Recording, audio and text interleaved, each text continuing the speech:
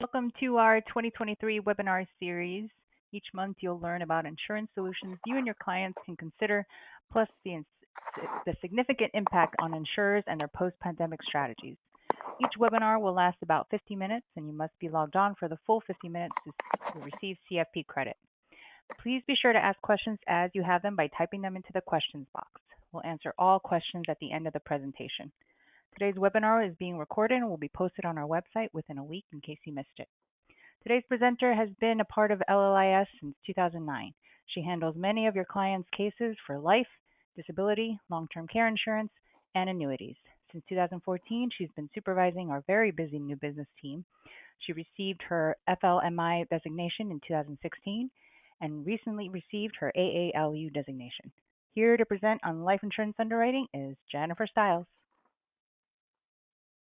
Thank you, Claudia. Today we're going to be talking about the application and underwriting processes and the changes that have occurred in the past several years, from paper applications to AI. We will be going over underwriting in general, a general overview of underwriting, but we will also be talking about technology's role in underwriting. We'll go over what underwriting looked like in the past, as well as what it currently is, and what the future may hold when it comes to underwriting. Now, life insurance has been in existence for centuries in some form or another, but it really took off in the US in the early 1900s. In the 1920s, there was only one approval class, and that was standard. That was average life expectancy, and it still is. In the 40s, they ended up rolling out male and female rates. Everything else being equal, women will pay less for life insurance than men because we tend to live longer. But we do pay a lot more for disability and long-term care insurance because of that. Now, one significant thing that happened is in 1948, they rolled out what they call the Framingham study. This was, and that study is still going on. That's a study that was performed in Massachusetts. It's now a national and maybe even an international study. Up until this point, up until the 40s, they knew a lot of people died from cardiovascular disease, but they didn't know necessarily the details of what caused it.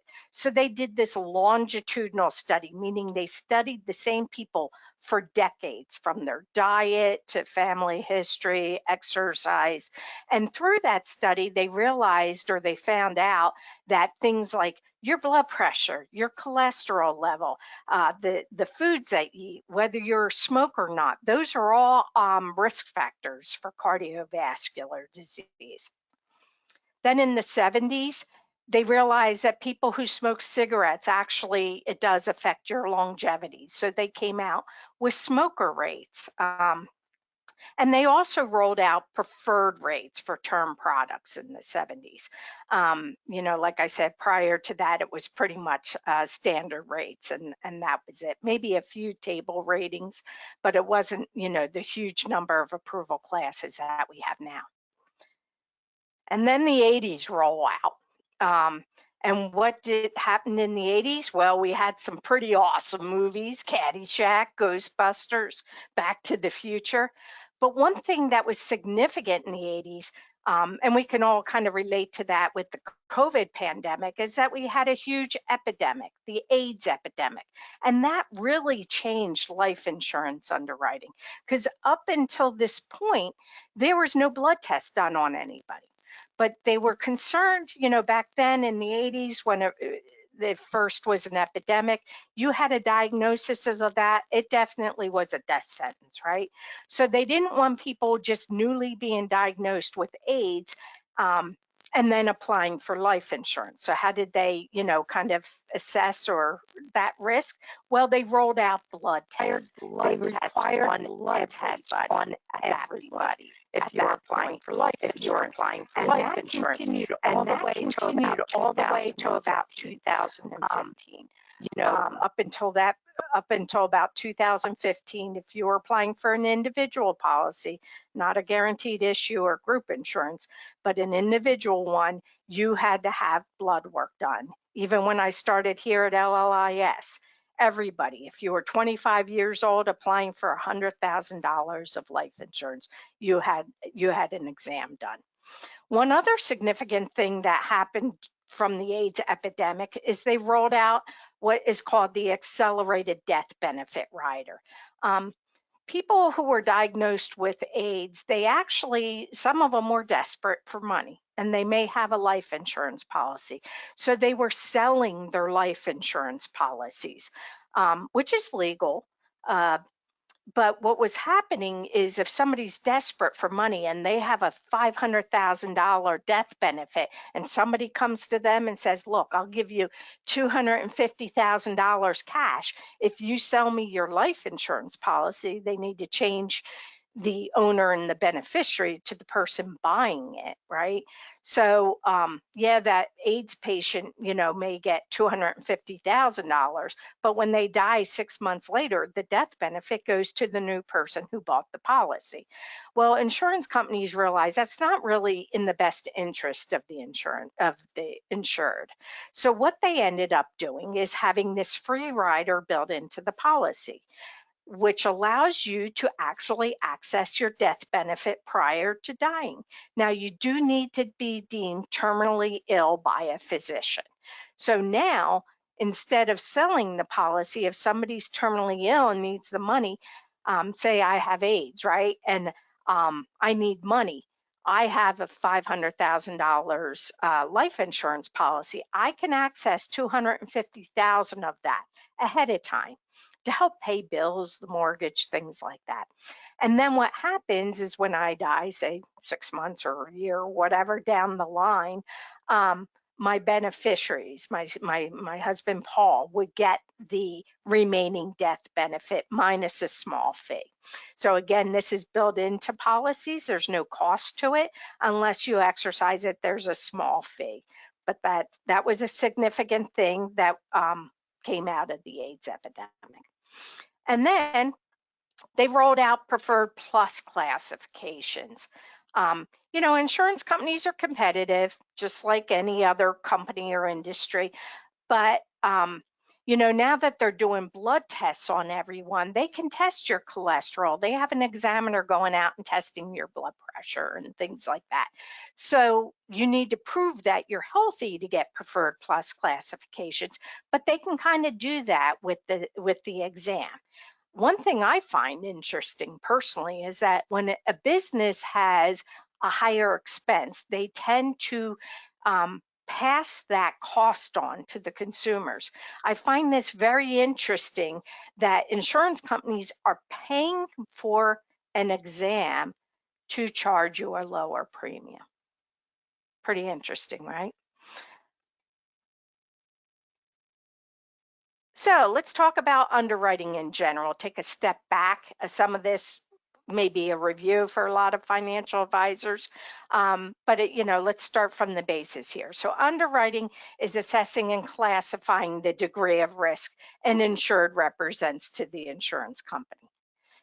They're going to review a lot of information about the client and decide whether to accept or decline that risk. And obviously, the higher the risk, the higher the premium. But when it comes to life insurance, not all or nothing. It's not just accept or decline. When it comes to underwriting approvals, I like to think of them as buckets. There's predetermined conditions you must meet in order to fit into that bucket. And the guidelines are very different for every insurance company. So the preferred plus, preferred, and standard plus, these are all considered preferred classifications. These are people that have longer than average life expectancy. Then there's the standard approval. That's average life expectancy, just like it was in the 20s, right? So it's important to understand any of your clients that are approved at standard or better, Those are all very good offers. I know we all want preferred plus rates, just like we all want that A plus on an exam, but we're not all eligible for that. So if you understand that in that context, it's a clearer picture to you. Then there's table ratings, and depending on the company, there can be 10 to 15 different table ratings. These are people that are at higher risk to the insurance company. And sometimes we see a flat extra. Somebody does a hazardous activity, they're skydiving every weekend, whatever the case may be. They may have an extra $3 per thousand of coverage tacked onto their premium to cover that risk, right? Because that's what this is all about, risk selection. Now, within all these buckets, there's male and female rates. Like I said, women pay less for life insurance than men. And then there's also smoker and non-smoker rates. Now, smoker rates are about 3 times the premium of non-smoker. So it's a huge difference whether somebody's a smoker or not. Now, like I said, everybody wants that preferred plus rate. We get that all the time. Jenny, I'm super healthy. I deserve that preferred plus. And your health does have a lot to do with your final approval. But there's actually 4 areas of underwriting. The underwriter is going to take a look at your lifestyle as well as your medical history, of course. They look at financial information as well as family history. So let's go into more detail about some of these. Let's start off with lifestyle. What do I mean by lifestyle? Well, if you participate in any hazardous activities, they take a look at marijuana, drug, and alcohol usage. They order your motor vehicle report, and foreign travel plays a role in that as well. So let's take a look and dive even deeper into hazardous activities. There's certain sports and hobbies that can carry an increased risk of injury or death. And an underwriter needs to become familiar with these risks and know how to appropriately assess them. Some examples are aviation, mountaineering, scuba diving, race car driving. There's many, many more.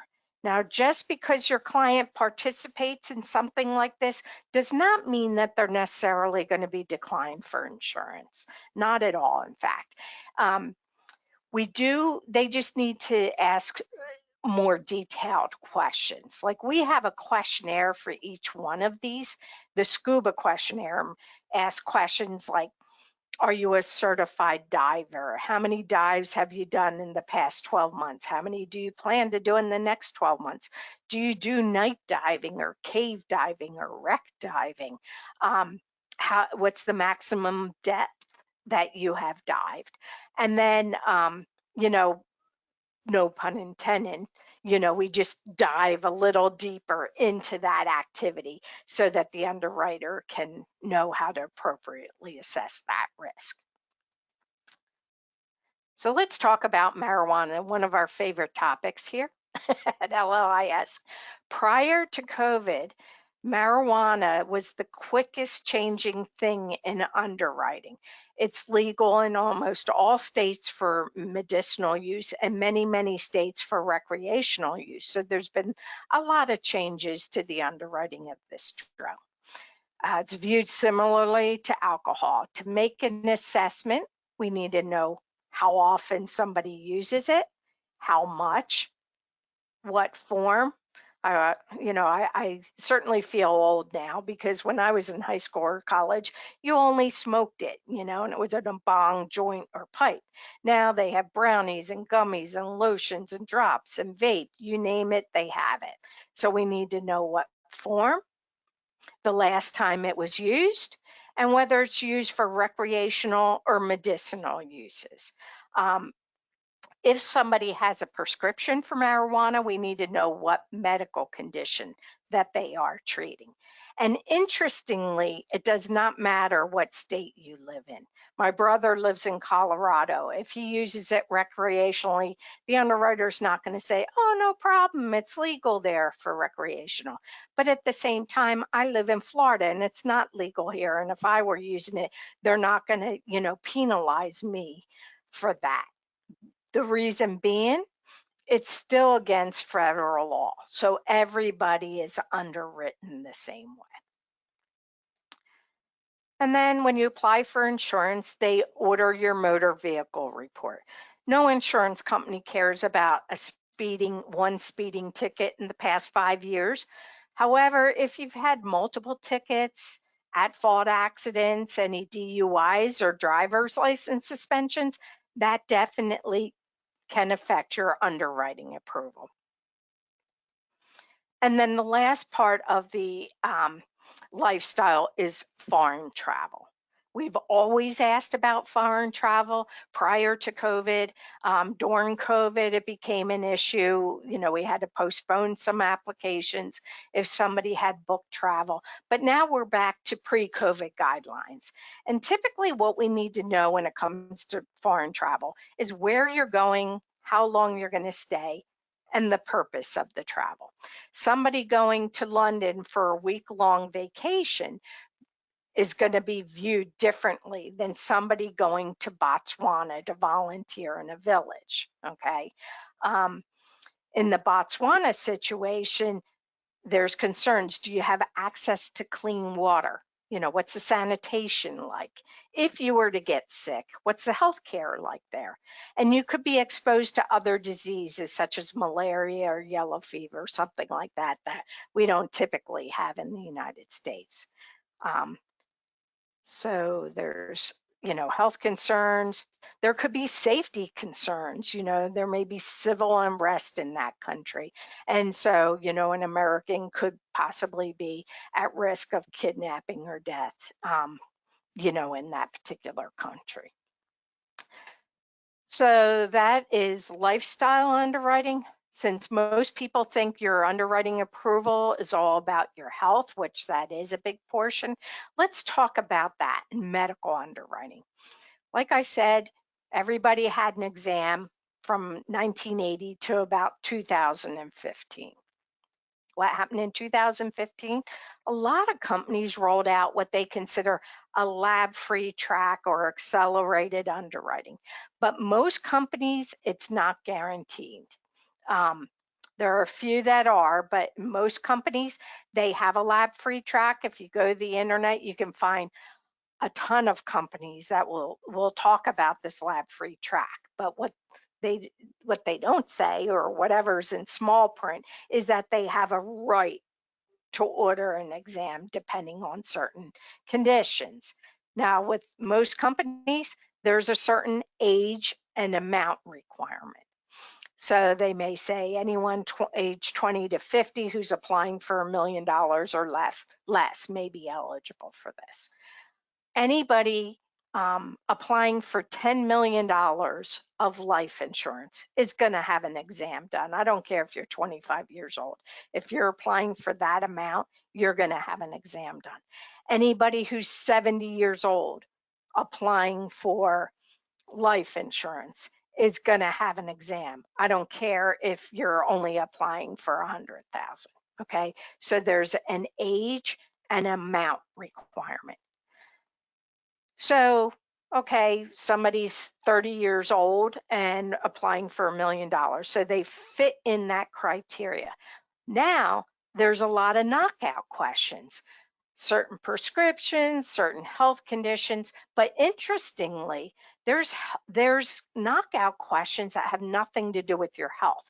If you're not a US citizen, that may be a knockout question, and knockout questions are different for each company and they don't publish those. So but if you're not a US citizen, if you've ever declared bankruptcy, certain things like that can also knock you out of the lab-free process.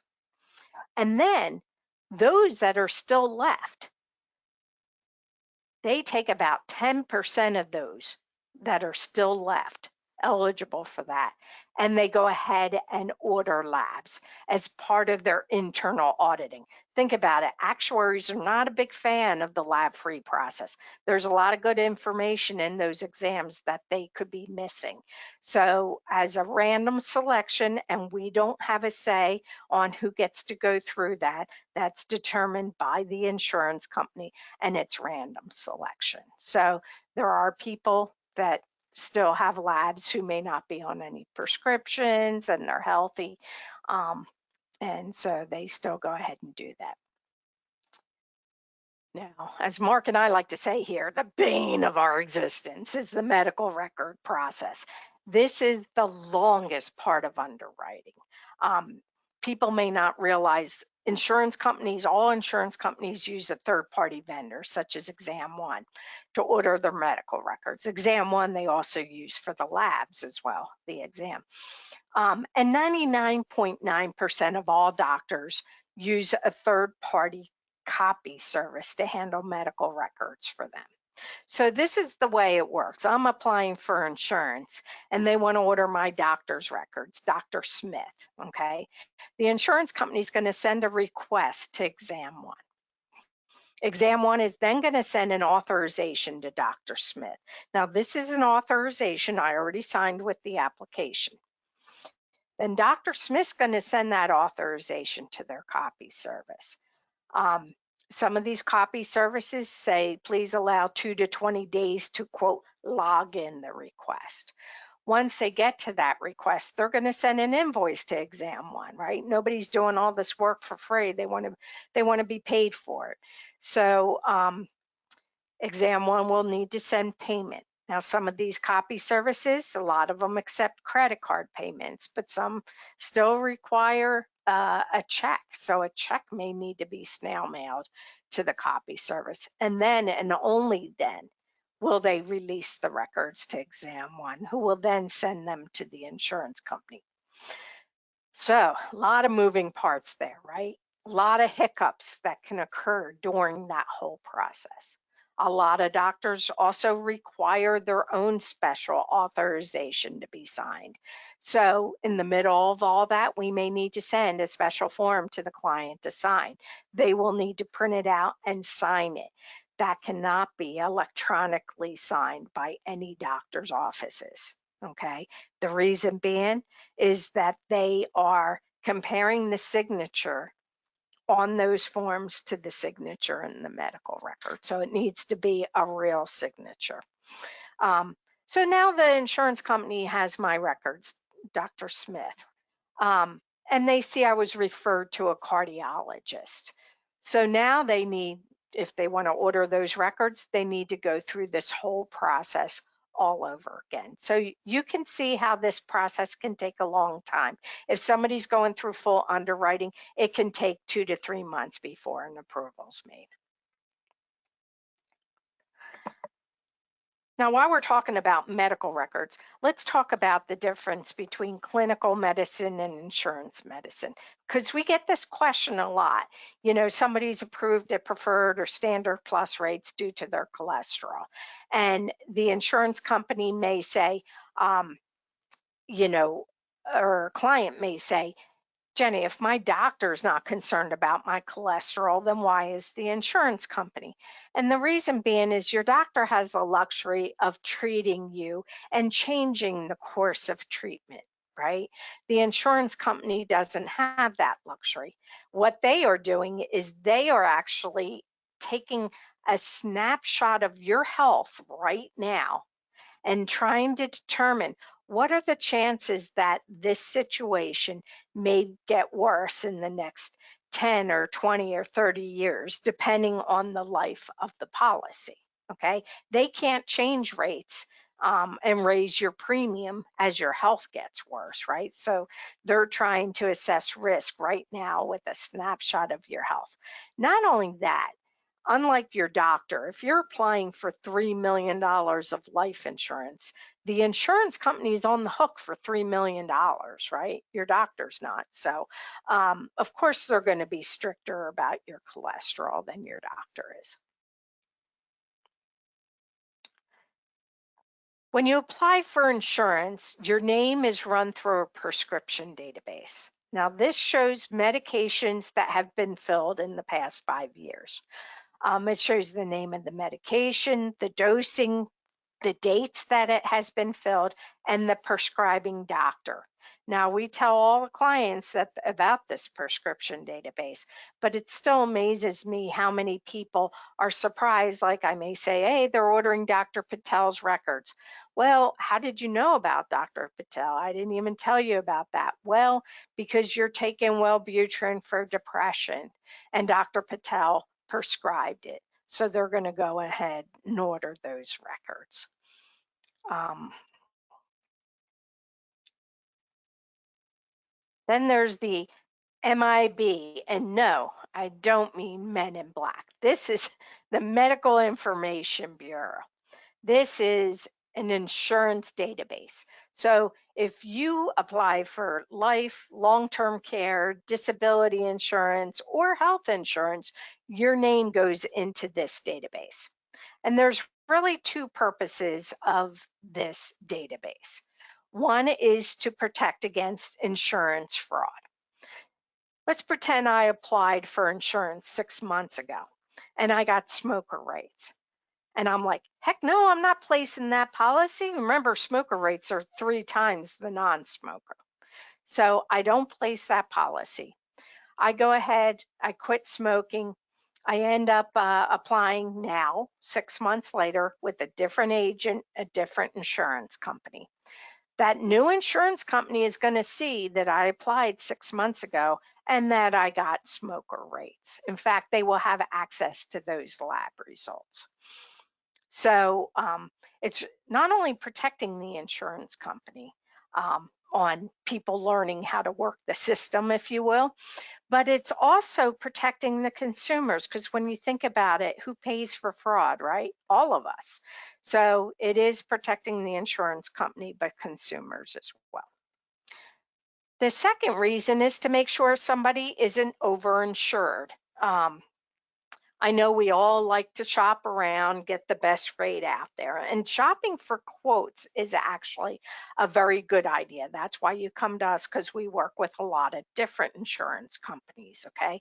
But submitting multiple applications at the same time for the purpose of seeing which one will come back with the best offer, that actually negatively affects the underwriting process.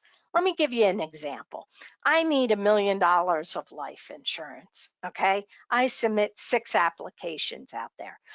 All 6 companies are going to see each other's application, pending application. Technically, I could place $6 million of life insurance. I may not be financially eligible for $6 million, so I could be overinsured, which no insurance company wants to be put in that situation. Not only that, I mean, I'm an underwriter myself. If I see multiple applications like that, it sends a real red, what's this person trying to hide? Are they hoping that maybe one of the companies wouldn't order an exam and find out that they're actually a smoker? So it negatively affects the underwriting process.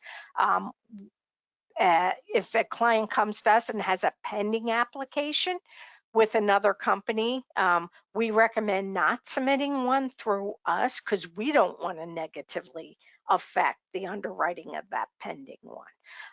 Now, that being said, if your client gets an offer and they're not happy with that offer, by all means, circle back and we can see if we can improve on that. And then there's also a telephone or e-interview. We gather a lot of information from the clients, but the reason why we do that is so that we can shop it for them. Like I said, insurance companies are very different in their underwriting guidelines, right? So we want to find the best company at the lowest premium. But that doesn't mean, especially if the client's going to go through accelerated underwriting or automated underwriting, which we'll talk about in a little bit, the insurance company wants to get that information directly from the client. So they will need to provide it again via a phone interview with the insurance company or a third party vendor, or the insurance company may send a link, kind of like we do with our questionnaire, and they can complete it online. So that's really medical underwriting. Let's talk about financial underwriting. For most of your clients, the purpose of insurance is income replacement. So there is a certain calculation based upon the client's age and income. To use an extreme here, somebody who's makes $25,000 a year cannot apply for $20 million of life insurance. Um, they would be worth more dead than alive. And like I said, no insurance company wants to be put in that situation. A homemaker who's not really technically bringing income into the home, they can apply for up to $1 million if the spouse also has that amount of coverage. If the purpose is estate protection, then we take a look at, net worth and estimated estate taxes that will need to be paid. And if the purpose is business insurance, the amount is based, say it's a buy sell, okay? The amount is based on the value of the business and the percentage of the business you own. So if Mark and I own LLIS 50% each and say the business is worth $2 million, we can each apply for $1 million of life insurance. We can apply for $5 million each because that's $10 million the insurance company's on the hook when the value of the business is only $2 million. Now we can tack on some key man insurance to that and maybe get a little bit more, but there, like I said, there's a certain calculation with that. And then family history. Now, typically for life insurance, we're only concerned about parents and siblings with a history of or death of heart disease, cancer, kidney disease, diabetes, or stroke prior to age 60 or 65. They're not looking at grandparents, aunts and uncles, cousins. And if somebody died of heart disease at the age of 85, that doesn't play into the approval process because we're all going to die of something. So it's whether you die of something at a younger age or diagnosed at a younger age. Long-term care is very concerned about parents. If you've had parents with Alzheimer's disease, it can actually affect the amount that you're eligible for when you apply, or whether you can even get long-term care insurance, because that's a very hereditary condition. So we talked about lifestyle underwriting, medical underwriting, financial, and family history. I had to think about that a sec. So now let's talk about technology and underwriting. When I was in high school and I needed to research, I had to go to a library like this, probably not quite as nice as this, but I had to go to a library to research things. Now we can find this information on our laptop, our phone. We can look up all this information. So just in the past 30 years, technology has changed our world in so many ways, and insurance is no exception to that.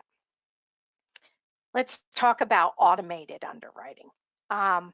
2015, they rolled out accelerated underwriting, where they ran your name through these databases, but an underwriter still reviewed the information and determined, okay, are we going to order labs? Are we going to order medical records? You still had that human factor in it. Let's talk about automated. The way automated works, and we submit the application the same exact way. So we don't know which track it's going to go.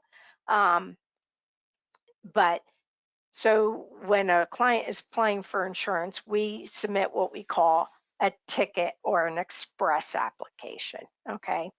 The client will do a phone interview with the insurance company, or a link will be sent to them to provide their health information.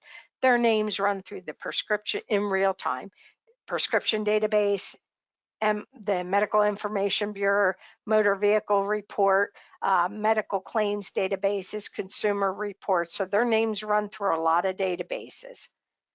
And the computer takes the underwriting guidelines for that insurance company and takes this information from these databases, and based upon that, may make an instant approval. So let's talk about automated underwriting. And automated underwriting, just an FYI, really started about 2 years ago, maybe 3. So it's very new when it comes to the history of insurance. So let's talk about the pros and cons. The pros, okay, quick approval. If you can get an approval right away, as opposed to waiting the 2 to 3 months, I mean, who's not going to like that, right? So that's a pro. May possibly be better than we quoted. We tend to quote very conservatively. There's always that possibility. They say it's consistent underwriting. You don't have human error. There's less requirements. Less requirements for the client. They don't have to go through an invasive exam, but less requirements and cost to the insurance company, right? They're not paying for an exam. They're not paying for medical records. And there has been a huge shortage of underwriters, really in all insurance companies. During COVID, a lot of underwriters, experienced underwriters, retired. They're still trying to, and there was a huge increase in business, right? So you can imagine the backlog.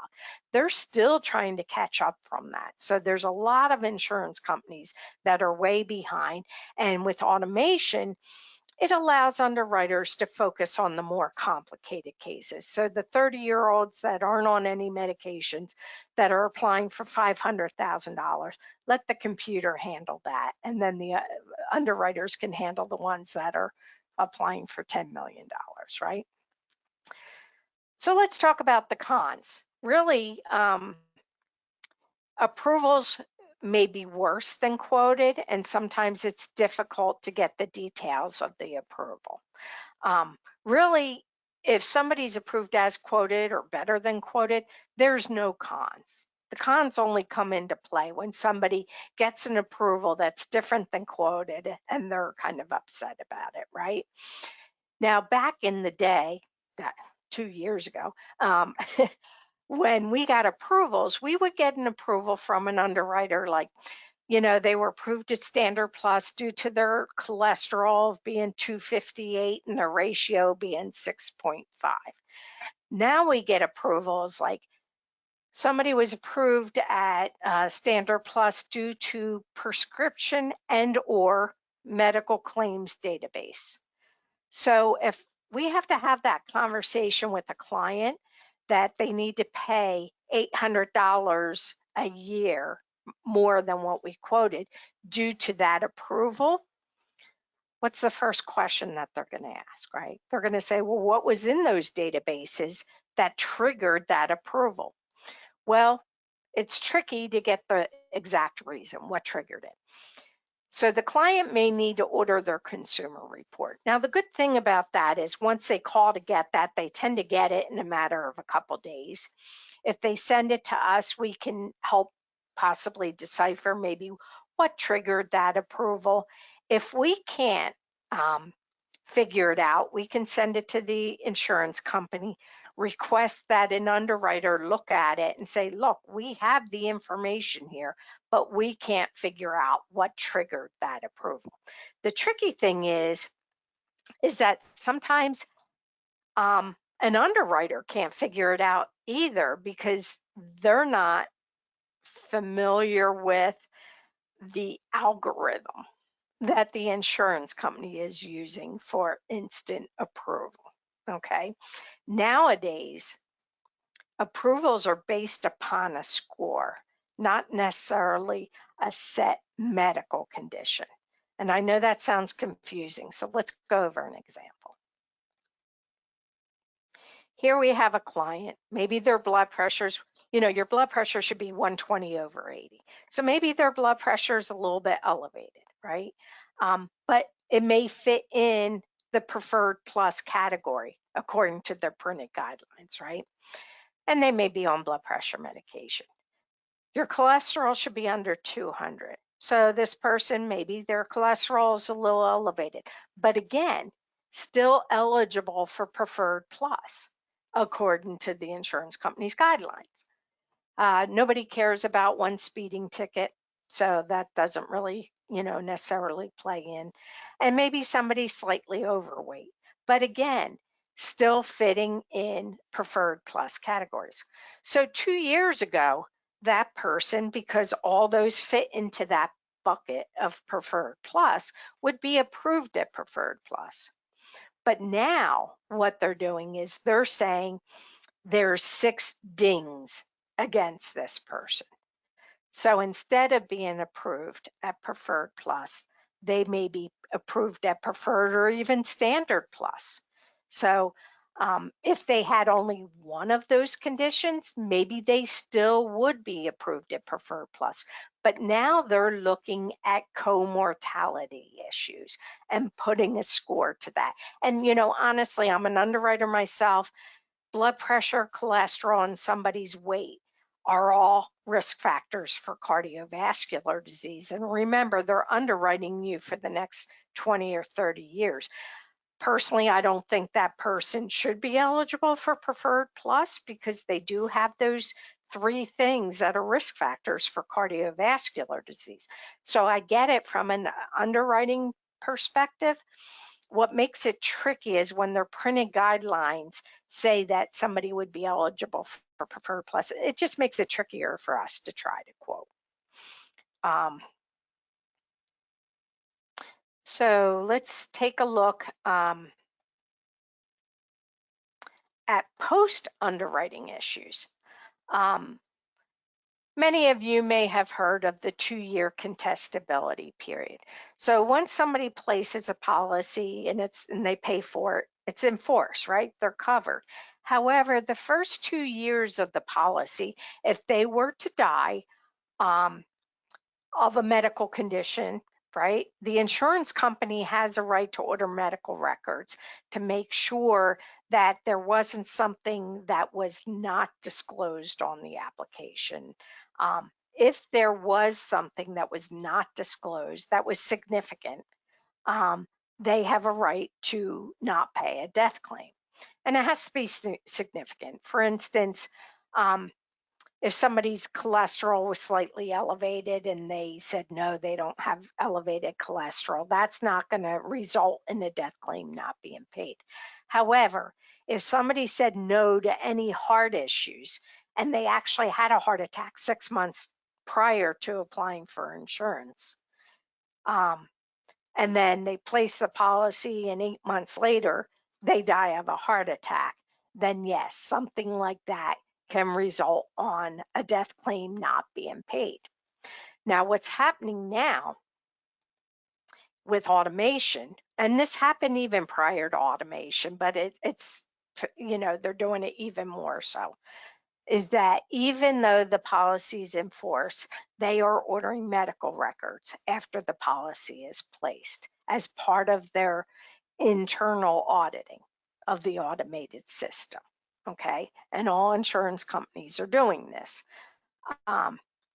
Since rolling out automated underwriting, there has been an increase in rescissions and rescinding the policy or canceling the policy. I don't think we've had any here at LLIS, to my knowledge, but again, they have a right to cancel a policy if they find out there was a significant situation that was not disclosed on the application. So that's kind of what's going on now. Let's talk about the future. And some of this is also going on now. Lab-free options, as they expand their lab-free options, they're looking to have contracts with the labs themselves, Quest or Lab One. The reason being is that, say somebody has diabetes, okay? The prescription database will show that maybe they're on insulin, or metformin. So they have that good information, right? But what they really need is to know how controlled it is. What's their sugars like? What's their A1C like, right? So if they can get that from the lab almost instantaneously rather than waiting for full-fledged medical records, that may be a quicker and non-invasive way of getting the information that they need without ordering medical records. Another advancement is the electronic health record process. And some insurance companies are using a vendor such as like Human API, where they'll send a link to the client and the client can link their patient portal to the insurance company. So the underwriter will have access to those medical records. So those are things that are expanding, currently kind of going on. But expanding. A few companies are actually using dental records as well, but this will probably pick up a lot more in the future. And no, they're not going to your dentist and asking for those records. The insurance company, the biggest concern for insurance companies with the lab-free process is that people that smoke cigarettes will get non-smoker rates. There's no way to assess that, right? So when somebody goes to, and there's a dental claims database out there, right? When somebody goes to a dentist and is a smoker, they tend to have a special cleaning done to remove stains, right? So if there's a code in that database associated with that, no, they can't give you smoker rates based upon that database. However, if they see, Jenny's gets a special cleaning, I wonder if she's a smoker, it may be enough to knock me out of the lab-free process so that they can go and test me to see if I have nicotine in my system. So they can't penalize you from these records, but it could be something, it's another tool or source of information that, may knock me out of the lab-free process. Now, let's talk about wearable devices, right? Interestingly, most insurance companies don't care if you're a marathon runner or, you eat a vegan diet, things like that yet. But, most of us have a phone, we have our Fitbit or Apple Watch that's tracking our steps and, maybe what we eat, our weight loss, our stress, our sleep, you name it, it's tracking it, right? Now, I know that there's probably a lot of controversy about this. Right now, I don't know of any insurance companies that offer a level premium term policy that uses this. But it wouldn't surprise me in the next year or so or two where they use this. And my guess is that they're going to start out by using it as a healthy lifestyle credit where somebody can voluntarily provide their information. So maybe somebody's on the borderline between preferred and preferred plus, but they say, but I'm healthy. I work out 4 days a week and I eat this or whatever. If they voluntarily want to provide that information to the underwriter, it may be enough to bump them up to preferred plus. So that would be a voluntary thing. Um, there was talk from some companies down the line. Like I said, there's a lot of privacy issues, so it would be probably, 5-7 years down the line, where they would use it for the length of the policy. Um, and it would be tricky because not everybody records their information or even you know, when they work out or whatever. So you can't really penalize somebody with that. And you may say, oh, Big Brother, I don't want them, tracking all my stuff for the next 20 years. But think about it. When insurance companies, their main goal, right? They don't want to pay a death claim. They want to keep you healthy. So if they see you're gaining weight, they could possibly send you a free membership or discount to Weight Watchers, or if you're stressed, to a discount for a massage or whatever. So in that sense, it could be a win-win where they're trying to keep you healthy and you're getting free perks. I mean, we already have that with the safe car driving. I forget what insurance company it is, if it's Allstate or State Farm, that has safe car driving where they track your driving to give you discounts. So it's already being used in some arenas of insurance, just not right now with life insurance, but that is something that will maybe used in the future. And then there's Chat GPT. You may have heard that, um, Chat GPT. Right now, insurance companies ask about what, 70 medical questions. Um, if they can run your name through these databases, right, and they only see a red flag of, say, sleep apnea. Instead of asking 70 medical questions, maybe ChatGPT with the underwriting guidelines can say, hey, I see that you're diagnosed with sleep apnea. Please indicate, was it mild, moderate, severe? What was the date? And gather information, more of a conversational thing between ChatGPT and the client who's applying for insurance. I'm not sure exactly how that will work. They're not doing it right now, but whether they would auto-populate no for the other answers, and then when it goes to the client for signature, they can always change those answers. I'm not quite sure, but automation is working so quickly right now. I was even testing one of our insurance companies. This is pretty amazing. They sent me a link like I was applying, I was testing their system. I'm completing my health information. I'm not completing everything because, I'm just testing their system. So as I'm completing my health information, they're running my name through these databases in real time. When I get to the end of the questionnaire, it said, it looks like you were prescribed albuterol 6 months ago. Please indicate the reason why. And, is it due to asthma, COPD, emphysema, or other? So I had to disclose that. And then it caught another prescription I didn't disclose. So what's amazing is how quickly, just in the 15 minutes I was completing that, or 20 minutes, it was running my name through those databases, taking that information, comparing it to what I'm disclosing and what I'm not. It's forcing me to disclose at the end, right? That's how quickly things are moving. And, it's interesting because life insurance companies typically have not been known to make advances quickly in the industry. But with COVID, and I'm sure all of us business practices, business probably very different, whether, now than it was 4 years ago because of COVID. So one underwriter said at an insurance company, yeah, we were dabbling with some of this, like putting our toe in the pool. We went from that to being shoved in the pool.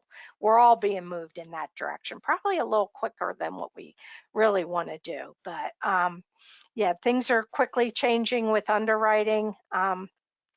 And, it'll be interesting to see where it goes in the next year or two.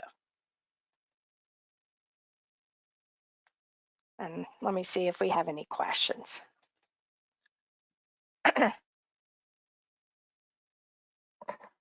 Okay, somebody asked, I've heard that insurance companies are starting to ask questions related to COVID. What vaccines have been received, et cetera? Is it true that some insurance are rejecting applicants that have received certain COVID vaccines? That answer is none of the companies that we work with ask about that. Vaccines, I have not had one company ask about vaccines with that. So I do not believe that that is true. However, the only COVID question, or where COVID has really come into play, is now once an approval is made, we recommend people place it as soon as possible because, I know a lot of times clients will say, well, I want to talk to my financial advisor, let me see, blah, blah, blah, and that's all great to do that. However, if you delay it for several weeks, remember that offer is only as good as, that particular time. If they've had a change in health, they've had a COVID diagnosis, um, during that time frame, they may postpone again for 30 days until they know that that COVID diagnosis is not going to turn into something more severe. Somebody said, how long does someone stay in the MIB? I believe it's 7 years. Um, and I think that's it. Any other questions? Okay, well, you have my email address and you know where to contact me. So if you think of any questions later on, feel free to reach out to me. I know that this was a lot of information to process. And it is, and it's quickly changing. So, and I guess that's about it. I'll see you guys later. Bye.